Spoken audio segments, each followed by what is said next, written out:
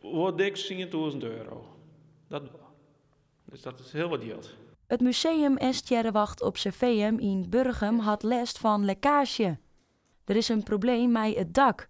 En daar komen ze gelukkig op die het achter. Een paar maanden geleden ben we erachter kwamen toen het echt begon te regenen.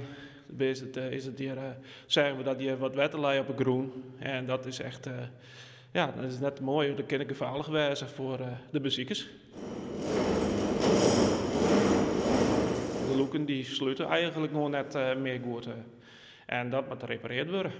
De vrijwilligers hebben een crowdfunding voor de reparatie opzet.